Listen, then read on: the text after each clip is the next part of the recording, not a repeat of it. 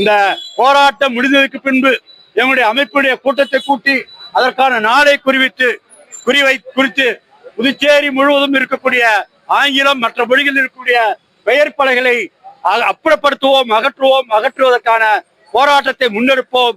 அப்படி எடுக்கிற போது ஏற்படுகிற சட்ட ஒழுங்கு பிரச்சனைக்கு தமிழ் உரிமை அமைப்புகளோ அல்லது தமிழர்களோ அதுக்கு காரணம் அல்ல, ஆட்சியாளரும் முதல்வரும் தான் காரணம் என்பதை இங்கே நாங்க சுட்டிக்காட்ட விரும்புகிறோம்.